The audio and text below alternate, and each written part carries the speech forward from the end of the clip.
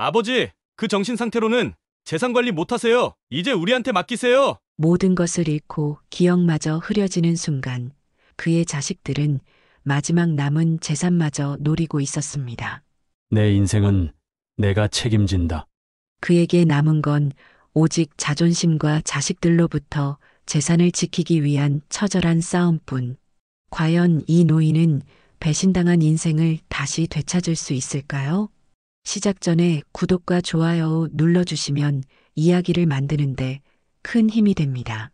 아침 6시 박성철의 하루는 여전히 정확한 시간에 시작됐습니다. 은퇴한 지 3년이 지났지만 그의 일상은 마치 시계처럼 규칙적이었죠. 면도를 끝내고 정갈한 셔츠를 꺼내 입은 그는 거울 앞에서 넥타이를 매만지며 미소를 지었습니다. 아직도 현역 같네. 자신을 향한 스스로의 칭찬이 마음에 들었습니다. 서재에 들어선 그는 컴퓨터를 켜고 주식 차트를 확인했어요. 빨간색 상승 그래프가 그의 기분을 더욱 좋게 만들었습니다. 역시 개미들은 안 되는군. 이 종목 내가 봤을 때부터 확실했어.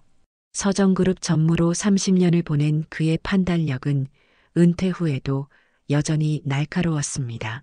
투자금 수익만으로도 매달 500만 원 넘는 고정 수입이 들어왔고 서울의 아파트 2채에서 나오는 임대료까지 더하면 그는 은퇴 후에도 부족함 없이 살았죠. 주말엔 아들 민수와 딸 지은네 가족이 찾아왔습니다.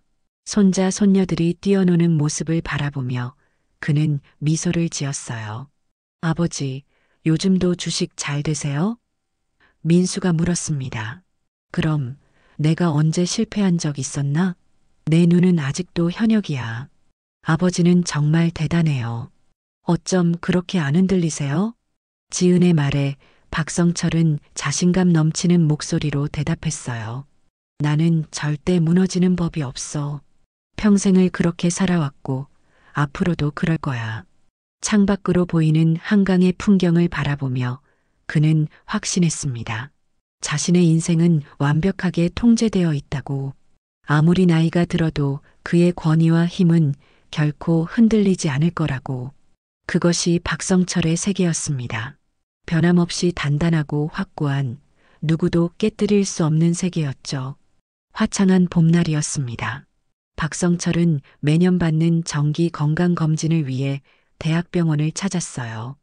평소처럼 까다롭게 의사에게 질문을 던지며 자신의 건강 상태를 점검했죠. 모든 지표가 나이에 비해 양호했습니다. 그런데 인지기능 검사 결과를 확인하던 의사의 표정이 미묘하게 변했어요. 박성철님, 인지기능 검사에서 몇 가지 이상 징후가 발견됐습니다.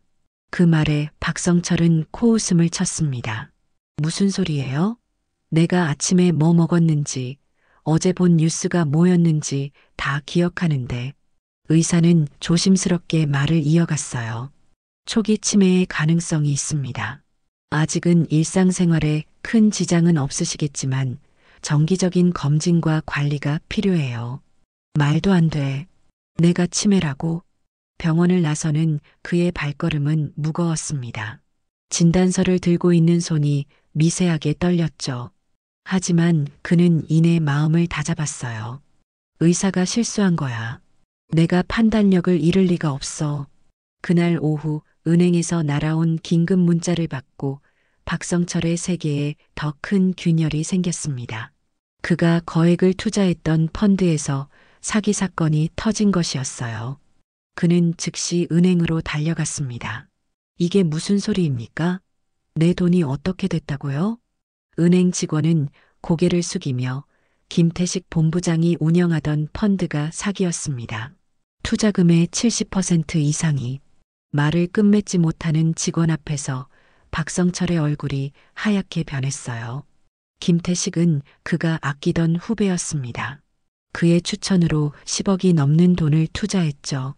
집으로 돌아와 김태식에게 전화했을 때 그의 목소리는 비굴했어요. 전무님, 정말 죄송합니다. 저도 어쩔 수 없었습니다. 투자가 잘못됐고. 이 계자식아.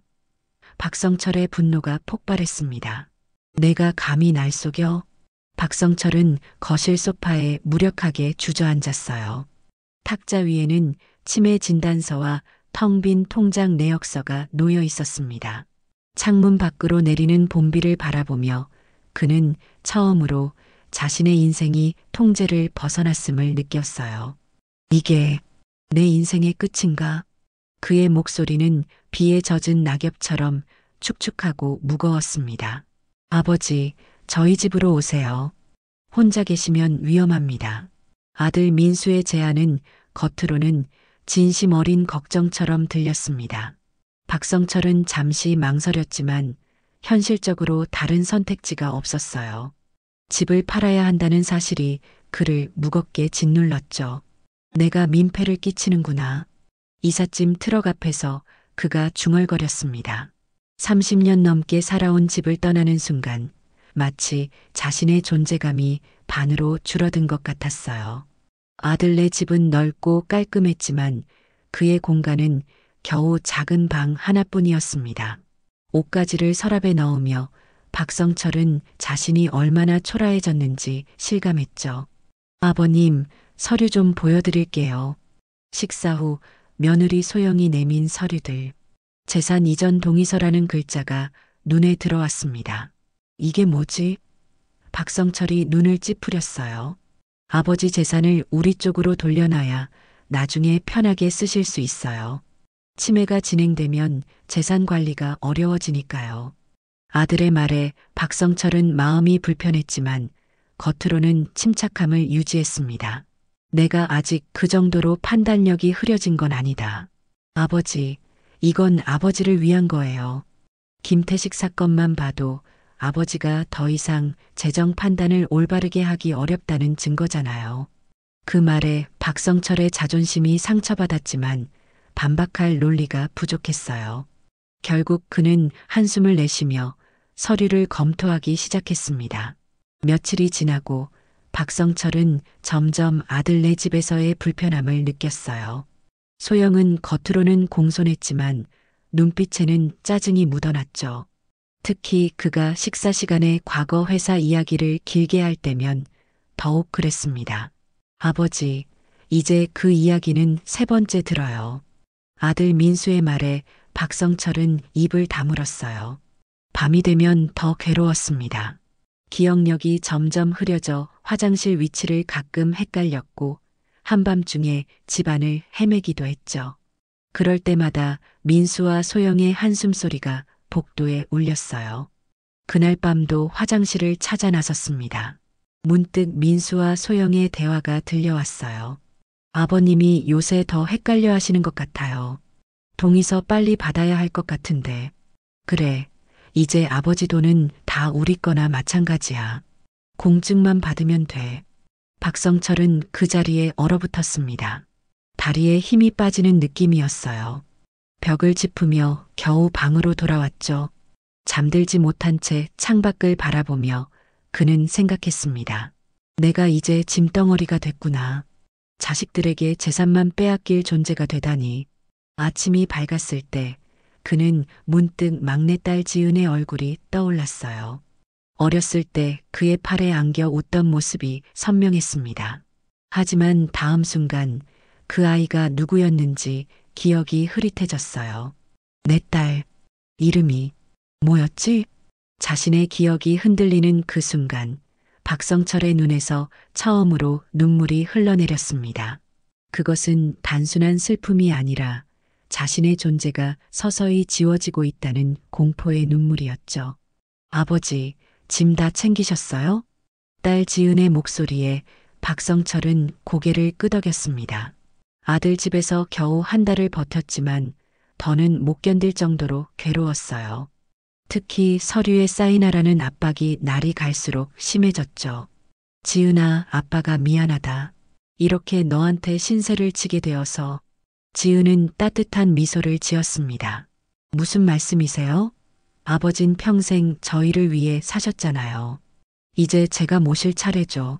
그 말에 박성철은 마음이 조금 편안해졌어요. 지은의 아파트는 민수네보다 작았지만 그를 맞이하는 분위기가 달랐습니다. 사위 현우도 공손하게 그를 대했고 손자 태민이 할아버지를 반갑게 맞아주었죠. 처음 며칠은 평화로웠습니다. 지은은 아침마다 영양가 있는 식사를 준비했고 현우는 퇴근 후 함께 바둑을 두며 시간을 보냈어요. 하지만 작은 아파트에서의 동거는 곧 불편함을 드러내기 시작했습니다. 아버지, 저희 집이 너무 좁죠? 어느 저녁 지은이 조심스럽게 꺼낸 말이었어요. 아니다, 충분히 좋구나. 사실은요. 지은이 눈치를 보며 말을 이었습니다.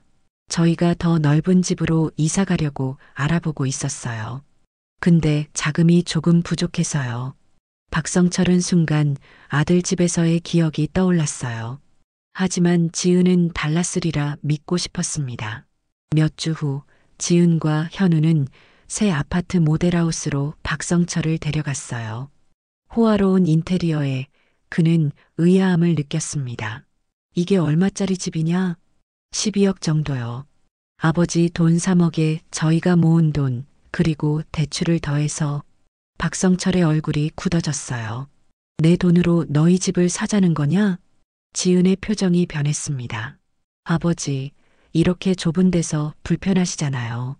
아버지가 돈을 보태면 더 넓은 집에서 다 같이 살 수 있어요. 내 돈은 내 거야. 박성철이 소리쳤습니다. 난 내 아버지지 돈줄이 아니다. 현우가 말을 끼어들었어요. 장인어른 진정하세요. 사실 장인어른은 이제 판단력이 흐려져서 이런 결정을 하기 어려우실 거예요. 저희가 도와드리려는 거니까요. 그 말에 박성철은 분노로 떨었습니다.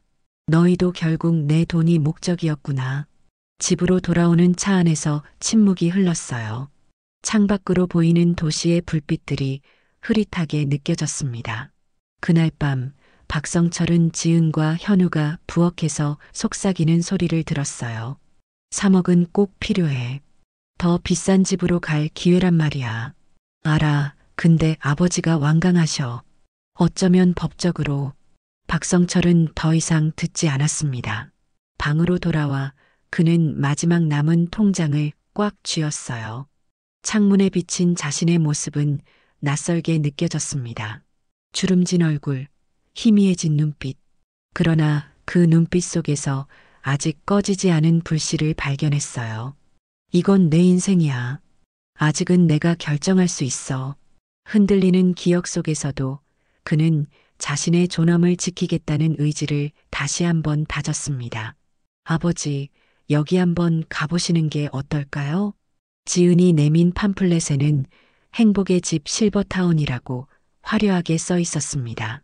박성철은 무표정하게 팜플렛을 받아들었어요. 왜 갑자기 이런 걸 보여주는 거지?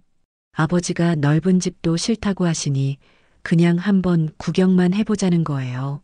시설이 정말 좋대요. 편하게 지내실 수 있을 것 같아서요. 박성철은 딸의 말에 깊은 의심을 느꼈지만 결국 현우의 차에 올라탔습니다. 차 안에서 지은과 현우는 요양원의 장점을 열심히 설명했죠.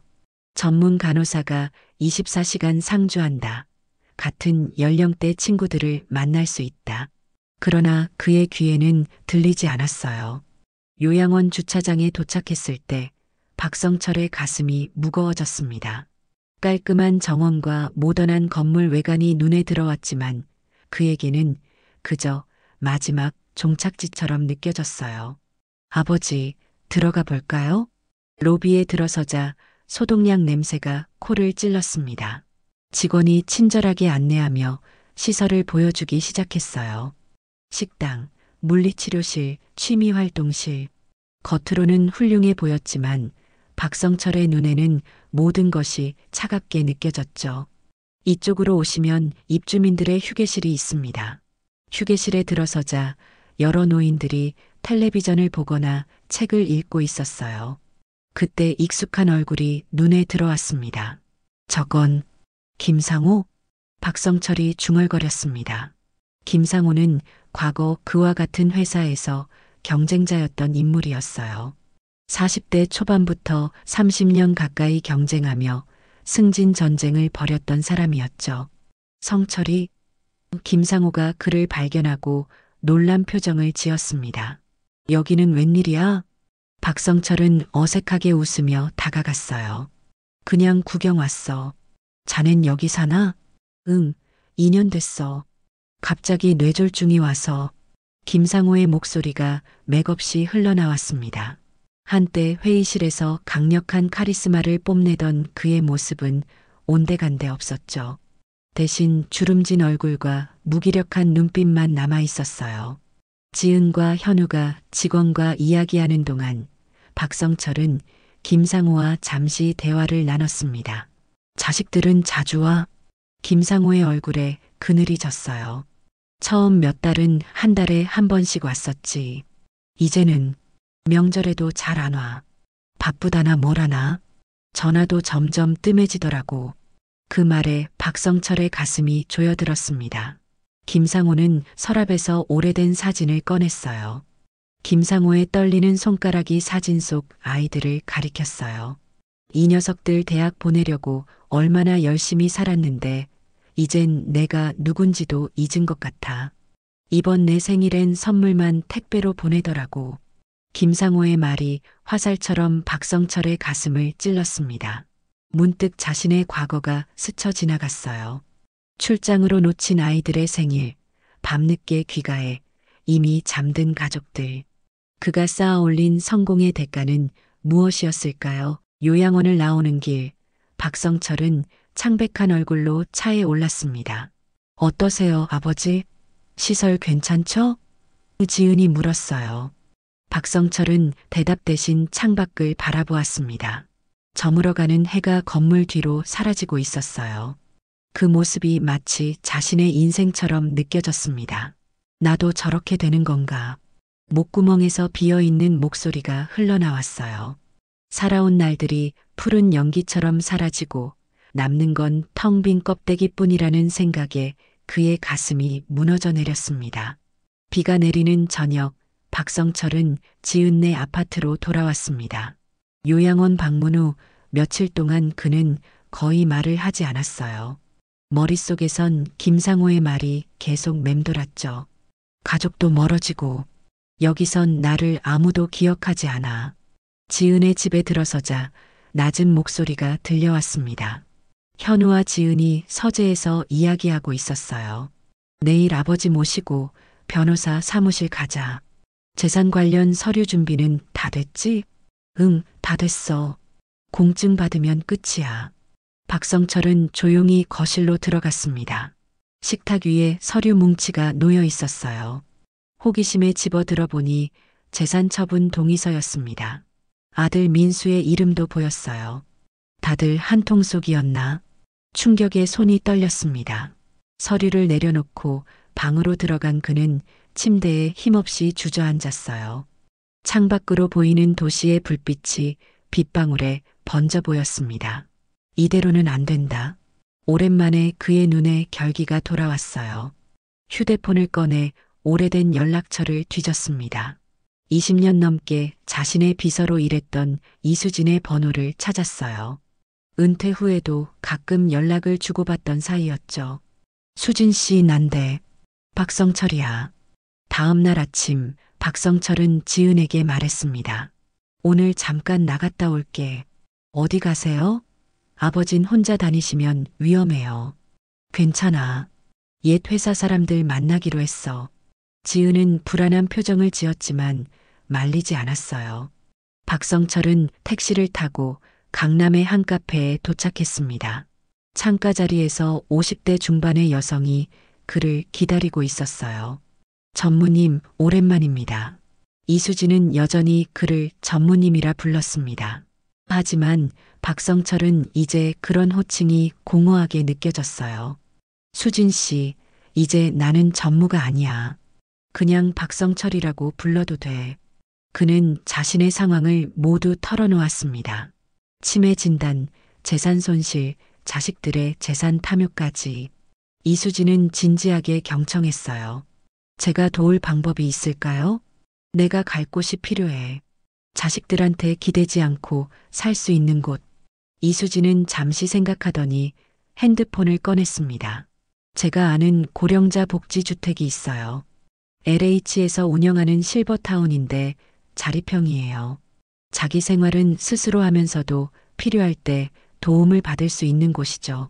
그녀는 사진을 보여주며 설명했어요. 여기서는 전무님처럼 자식들한테 기대지 않고 독립적으로 새 출발을 하는 분들이 많아요. 박성철의 눈에 희망이 보였습니다. 그런 곳이 있었구나. 이수진은 그를 도와 입주 신청서를 작성했어요. 남은 재산을 지키기 위한 법적 절차도 안내해 주었죠. 카페를 나오며 박성철은 오랜만에 마음이 가벼워졌습니다. 집으로 돌아온 그는 거실에서 지은 현우 그리고 민수 부부를 마주쳤어요. 테이블 위에는 서류가 펼쳐져 있었습니다. 아버지, 여기 좀 서명해 주세요.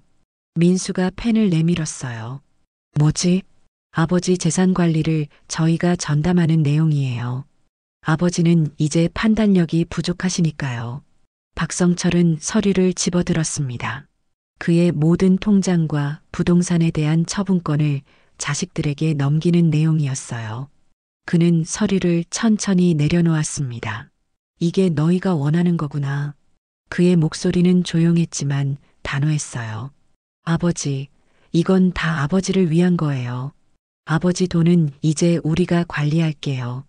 지은이 부드럽게 말했지만 그 속에 숨은 욕심이 느껴졌습니다. 박성철은 일어나 창가로 걸어갔어요. 잠시 침묵한 후 그는 돌아섰습니다. 그의 눈빛이 달라져 있었어요. 더 이상 혼란과 두려움이 아닌 단단한 결심이 담겨 있었죠. 내 삶은 내가 책임진다. 그의 목소리가 거실에 울렸습니다.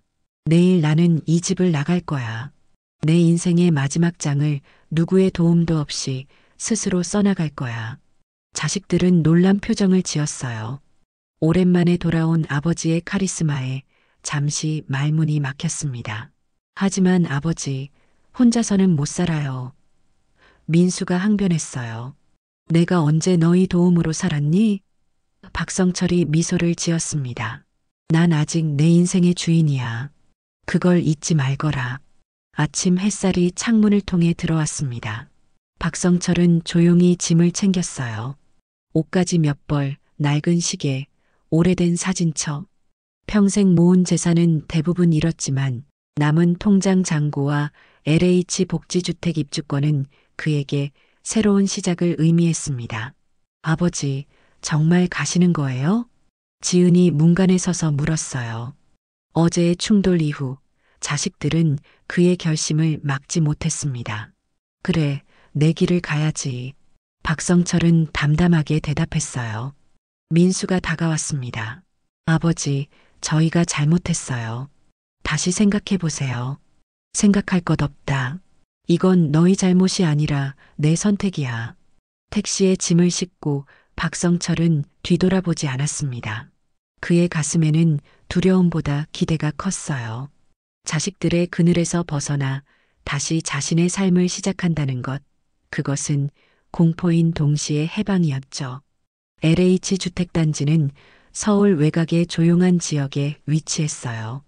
중앙 정원을 중심으로 아담한 아파트들이 늘어서 있었습니다. 그의 집은 3층, 25평 남짓한 공간이었어요. 박성철님 환영합니다. 주택관리소장인 김영수가 그를 맞이했습니다. 50대 중반의 그는 미소가 따뜻했어요. 여기서는 자립생활을 하시되 필요한 도움은 언제든 요청하시면 됩니다. 식사는 공동식당에서 하실 수도 있고 개인적으로 하실 수도 있어요. 박성철은 새 집을 둘러보았습니다. 작지만 깔끔한 공간, 햇빛이 잘 드는 거실, 안전시설이 갖춰진 욕실. 그에게는 충분했어요. 정말 좋은 곳이군요. 첫날 저녁 공동식당에서 식사하며 그는 이웃들을 만났습니다. 전직 판사였던 윤재호, 대학 교수였던 김미영, 의사 생활을 했던 장태준. 각자의 인생을 살아온 노년의 사람들이었어요. 박 선생은 어떤 일을 하셨나요? 윤재호가 물었습니다. 대기업 임원으로 일했죠. 아, 그러면 경영에 대해 많이 아시겠네요. 김미영이 말했어요. 우리 주민 자치회에 도움이 필요한데. 그렇게 박성철은 자연스럽게 주민 활동에 참여하게 되었습니다. 처음에는 단순히 회의에 참석하는 정도였지만 점차 그의 경험과 지식이 빛을 발했어요. 주민자치회의 예산관리, 복지 프로그램 기획, 지역사회와의 연계 활동까지. 박 선생님, 이번 봉사 프로그램은 정말 성공적이었어요. 한 달 후, 장태준이 그의 어깨를 두드렸습니다. 이제 그는 전무님이 아닌 박 선생님으로 불렸어요. 새로운 호칭이었지만 그 안에는 진정한 존중이 담겨 있었습니다. 매일 아침 공원 산책이 일과가 되었어요. 봄이 깊어가며 꽃들이 만발했고 그 사이를 거닐며 박성철은 종종 잊어버리는 일들을 메모했습니다. 치매는 여전히 그의 일부였지만 더 이상 그를 정의하지는 않았어요. 박 선생님, 오늘 바둑 한 판 어때요? 윤재호의 제안에 그는 미소를 지었습니다. 이제 그에게는 일정이 있었어요. 월요일 바둑 모임, 수요일 독서 토론, 금요일 요리 교실, 그리고 매주 화요일과 목요일에는 그가 직접 기획한 인생 2막 경영 강좌를 진행했죠. 박 선생님의 강의 덕분에 제 퇴직금 투자가 성공했어요. 강의를 들은 주민의 말에 그는 뿌듯함을 느꼈습니다. 자신의 지식과 경험이 여전히 가치 있다는 사실, 그것은 그에게 큰 위안이었어요. 3달이 지난 어느 날 주민 모임에서 한 여성이 그의 손을 꼭 잡았습니다. 박 선생님이 이곳에 오기 전에는 그저 시간을 보내는 일상이었는데 이제는 매일이 의미 있어요. 그 말에 박성철의 눈시울이 뜨거워졌습니다. 대기업 임원 시절 수많은 칭찬과 감사를 받았지만 이처럼 진심 어린 말은 처음이었어요. 작은 아파트 창가에 앉아 일기를 쓰며 그는 생각했습니다. 김상호의 모습, 요양원의 적막함, 자식들의 배신. 이제 그 기억은 아프지만 그를 무너뜨리지 않았어요. 이제야 진짜 내 자리를 찾았다. 밤하늘의 별을 바라보며 그는 작은 미소를 지었습니다. 권위와 재산을 잃었지만 대신 진정한 존엄과 평화를 찾았어요. 그것은 어쩌면 그가 평생 찾아 헤매던 것인지도 모릅니다. 생일 축하합니다. LH 주택 공동식당에 노래가 울려 퍼졌습니다. 박성철의 72번째 생일이었어요. 테이블 위에는 작은 케이크와 소박한 선물들이 놓여 있었죠. 주민들이 하나둘 모여 그를 축하해 주었습니다. 박 선생님, 건강하게 오래오래 사세요. 우리의 멘토 성철 씨 생일 축하해요. 그는 감격에 웃음을 짓고 있었어요. 1년 전만 해도 상상할 수 없었던 광경이었습니다. 배신과 절망 속에서 새로운 가족을 만난 셈이었죠. 모두 고맙습니다. 나이는 숫자에 불과하다더니 오늘은 정말 그 말이 맞는 것 같군요. 박성철이 케이크 촛불을 끄려는 순간 식당 문이 열렸어요. 민수와 지은이 조심스럽게 들어왔습니다. 그들의 손에는 선물 상자가 들려 있었죠. 아버지. 잠시 어색한 침묵이 흐른 후 박성철은 자식들에게 다가갔어요. 1년 만에 재회였습니다. 가끔 전화통화는 했지만 직접 만나는 건 오랜만이었죠. 왔구나. 어서 와라. 간단한 인사가 오갔고 자식들은 다른 주민들과 함께 자리에 앉았습니다. 처음에는 어색했지만 차츰 분위기가 풀어졌어요. 아버지, 정말 좋아 보이세요. 건강해 보이시고. 민수가 조심스럽게 말을 꺼냈습니다. 박성철은 미소로 답했어요. 그래, 요즘 하는 일이 많아서 정신없이 지내고 있단다. 무슨 일을 하세요? 지은이 궁금한 듯 물었습니다. 윤재호가 대신 대답했어요. 박 선생님은 우리 단지의 멘토님이십니다. 주민자치회 회장도 하시고 경제교실도 운영하시고. 자식들의 눈에 놀라움이 어렸습니다. 그들이 기억하는 아버지는 권위적이고 차가운 사람이었죠. 하지만 눈앞의 박성철은 따뜻한 미소로 이웃들과 어울리고 있었어요. 식사가 끝나고 박성철은 자식들을 자신의 아파트로 초대했습니다. 작지만 정돈된 공간, 벽에 걸린 사진들, 책장에 가지런히 꽂힌 책들이 그의 새로운 삶을 보여주었어요. 아버지, 저희가 정말 죄송했어요. 민수가 고개를 숙였습니다. 당시에는 아버지를 위한다고 생각했는데, 이제야 아버지가 얼마나 강한 분인지 알겠어요. 박성철은 낡은 사진첩을 꺼냈어요. 그 안에는 가족의 역사가 담겨 있었습니다. 어린 민수와 지은, 젊은 시절의 자신, 회사에서의 순간들. 인생은 참 이상한 여정이구나. 박성철이 사진을 넘기며 말했습니다. 내가 평생 쫓아온 것들이 결국엔 중요하지 않았어. 돈도, 권위도, 지위도. 이제 내겐 그런 것보다 더 중요한 게 있단다. 뭐가 가장 중요해요, 아버지? 지은이 조용히 물었어요. 박성철은 잠시 창밖을 바라보았습니다. 햇살 속에 반짝이는 정원의 나무들, 벤치에 앉아 이야기를 나누는 노인들이 보였어요. 내 삶을 내가 통제할 수 있다는 것.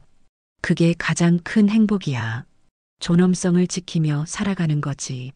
그의 말에 방 안에 고요한 침묵이 흘렀습니다. 자식들은 차마 말을 잇지 못했어요. 오랜 시간 그들이 보지 못했던 아버지의 지혜와 강인함이 빛나고 있었죠. 이제 우리가 자주 찾아뵐게요. 지은이 약속했습니다. 와도 좋고 안 와도 괜찮아. 나는 이제 혼자서도 충분히 행복하니까. 자식들이 떠난 후 박성철은 저녁 산책을 나섰어요. 단지 내 벤치에 앉아 있자 주민들이 하나둘 다가왔습니다. 박 선생님, 생일 파티 즐거우셨어요? 가족들과 화해하셨나 봐요? 그는 고개를 끄덕였습니다. 오늘은 정말 특별한 생일이었어요.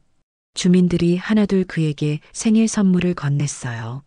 직접 뜬 목도리, 손수 만든 쿠키, 읽던 책에 끼워둔 책갈피. 소소하지만 마음이 담긴 선물들이었습니다. 우리의 멘토 성철 씨, 윤재호가 케이크 하나를 더 내밀었어요. 이건 우리 모두의 마음입니다. 그 순간 박성철의 눈시울이 붉어졌습니다.